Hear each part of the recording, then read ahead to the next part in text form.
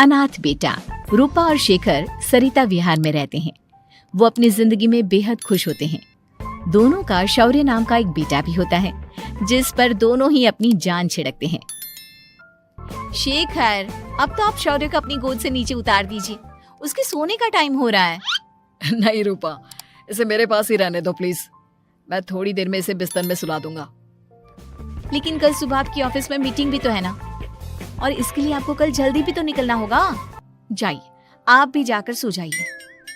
क्या यार, अभी तो मेरी गोद में आया था मेरा बेटा और तुम उसे लेकर जा रही हो।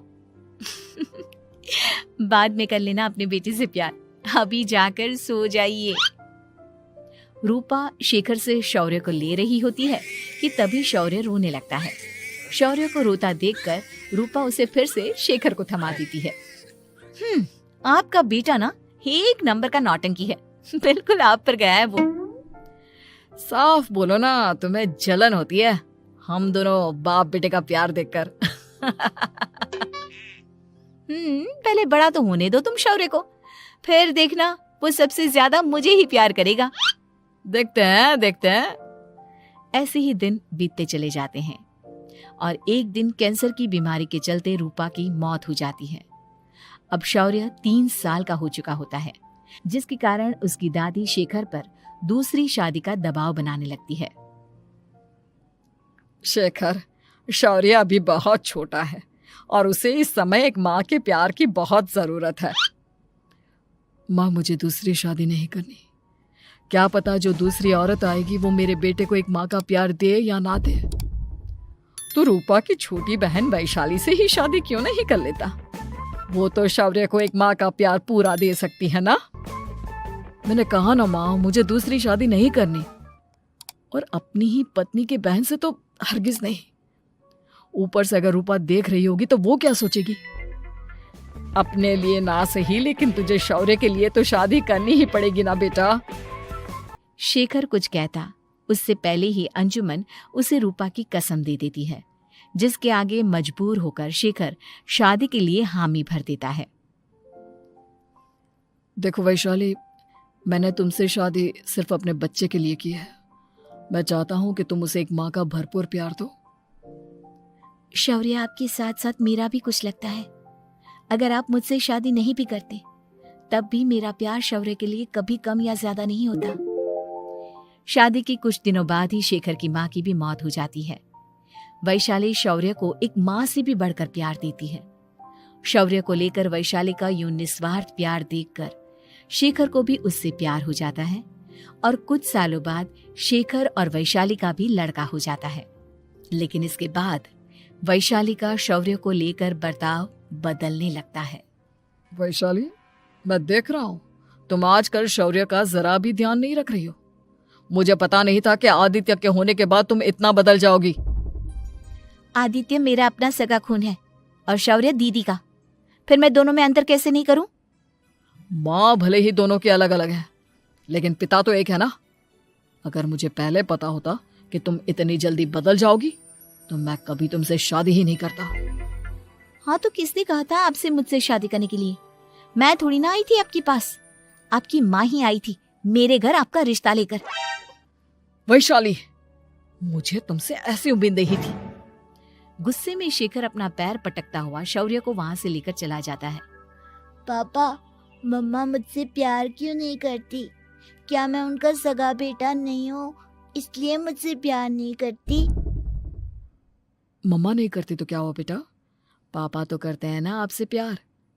कुछ दिनों के बाद, आज तुझे खाना पीना कुछ नहीं मिलेगा, चल चुपचाप से अपने रूम में जाकर सो जा। माँ, अब भाई को खाना क्यों नहीं दे रही हो? बेटा तू आराम से खाना खा, इस नालायक की चिंता मत कर। एक दिन खाना नहीं खाएगा तो मर नहीं जाएगा ये। अगर भैया नहीं खाएंगे तो मैं भी नहीं खाऊंगा। तू अपने भाई का भक्त क्यों बन रहा है? ये तेरा सौतेला भाई है, सगा नहीं जो तू लक्ष्मण बन रहा है। माँ, आपको इतना भी नहीं मालूम? श्री राम और लक्ष्मण सगे भाई नहीं थे। श्री राम माता कौशल्या और लक्ष्मण माता सुमित्रा की कोख से जन्मे थे। दोनों के सिर्फ पिता एक थे, लेकिन माँ अलग थी। मुझे ज्यादा ज्ञान देने की जरूरत नहीं है, ये सतयुग और त्रेता युग नहीं है, समझे? आया बड़ा भाई का चमचा। इतना कहकर वैशाली वहां से चली जाती है। जिसके कुछ टाइम बाद शिखर वहां आता है और आदित्य उसे सारी बात बताता है। मुझे माफ कर दो शौर्य, तुम्हारी माँ के जाने के बाद मुझे दूसरी शादी का फैसला करना ही नहीं चाहिए था। अगर मैं दूसरी शादी नहीं करता तो शायद आज तुम्हारी ये हालत ना होती। नहीं पापा, अगर आप शादी नहीं करते तो मुझे आदित्य जैसा छोटा भाई कभी नहीं मिलता। थैंक यू मुझे इतना अच्छा भाई देने के लिए। तुम दोनों हमेशा ऐसे ही साथ रहना, फिर कोई भी तुम दोनों का कुछ नहीं बिगाड़ पाएगा। चलो मैं तुम दोनों को आइसक्रीम खिला कर लाता हूँ, बहुत भूख लग रही है ना। शिखर शौर्य और आदित्य को आइसक्रीम दिलाने लेकर जाता है। वो दोनों को पार्क में खड़ा करके आइसक्रीम लेने जा ही रहा होता है, तभी तेज रफ्तार से आती हुई एक गाड़ी उसे कुचल देती है और उसी पल शेखर की मौत हो जाती है, जिसके बाद शौर्य की जिंदगी नर्क से भी बदतर हो जाती है। सुन रे चिरकुट, इस घर के किसी भी सामान को मेरी मर्जी के बगैर हाथ मत लगाना। इन सब पर अब तेरा कोई हक नहीं है, समझा? ठीक है माँ, मैं आपकी इजाजत के बगैर किसी चीज को हाथ नहीं लगाऊंगा। चल जाकर अब पूरे घर की सफाई कर। महज 7 साल का शौर्य वैशाली के कहने पर अपने नन्हे नन्हे हाथों से पूरे घर की सफाई करने लगता है। ऐसे ही दिन बीतने लगते हैं, लेकिन मासी से माँ बनी वैशाली को उस मासूम से बच्चे पर जरा भी तरस नहीं आता। क्यों शौर्य, ये घर में इतनी गंदगी कैसे हो रही है? ढंग से सफाई नहीं की है क्या तूने? माँ मैंने तो अच्छे से सफाई की थी, लेकिन आदित्य बार बार इधर उधर चलकर गंदा कर देता है। अच्छा, खुद से एक काम ढंग से नहीं होता और अपनी गलतियों का जिम्मेदार मेरे बेटे को ठहराता है। इतना कहकर वैशाली बांस का डंडा उठाकर शौर्य को जोर जोर से मारने लगती है। तभी वहां वैशाली के मायके वाले भी आ जाते हैं और उसकी सारी करतूतें देख लेते हैं। माँ मैं ऐसा क्या करूं जिससे आप मुझे भी आदित्य के जितना प्यार करोगी? बोलिए ना माँ, मेरे क्या करने से आपके अंदर मेरे लिए ममता जागेगी? वैशाली शौर्य की एक नहीं सुनती, उसके ऊपर डंडे बरसाती जाती है। हद पार होते देख वैशाली की माँ उसका हाथ पकड़ती है और जोर से उसे थप्पड़ मारती है। यही सब करने के लिए तूने दामाद जी से शादी की थी? हमने सपने में भी तुझसे ऐसी हरकत की उम्मीद नहीं की थी। तू माँ नहीं, माँ के नाम पर एक धब्बा है। बस कीजिए माँ, आदित्य के इस दुनिया में आने से पहले मैंने इसे बहुत प्यार किया था, लेकिन अब जब मेरी खुद की औलाद है तो मैं किसी और के बच्चे से प्यार क्यों करूं? अरे नालायक औरत, जिसे तू किसी और का बच्चा कह रही है वो तेरी खुद की सगी बहन का बच्चा है। बहन है तो क्या हुआ, मेरे अपने बच्चे से बढ़कर तो नहीं हो सकता ना ये कभी। अगर यही बात थी तो तू हमें पहले बता देती, हम शौर्य को अपने साथ ले जाते।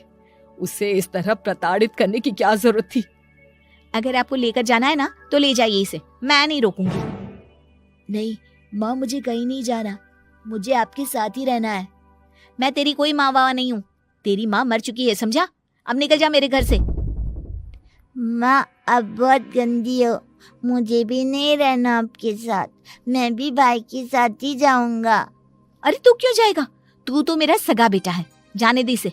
हम यहाँ ऐश से रहेंगे, तुम्हारे पापा बहुत सारी जमीन जायदाद छोड़ गए हैं तुम्हारे लिए। नहीं माँ, मुझे भाई के साथ जाना है। आप अच्छी नहीं हो, आप बहुत बुरी हो, आप भाई को बहुत परेशान करती हो। देख वैशाली, तुझसे ज्यादा समझ तो इस मासूम बच्चे में है। ये तेरे बुरे कर्मों का ही नतीजा है जो आज तेरी सगी औलाद खुद से तुझे ठुकरा रही है। आदित्य, तुझे इस शौर्य ने भड़काया है ना मेरे खिलाफ? नहीं माँ, मुझे किसी ने भड़काया नहीं, पर मैं सब देखता हूँ, सब समझता हूँ। भाई बहुत अच्छा है, वो आपकी जैसा नहीं है। चलिए नानी। इतना कहकर वैशाली के मायके वाले आदित्य और शौर्य को अपने साथ ले जाते हैं और इस तरह वैशाली बड़े से घर में अकेली पड़ जाती है।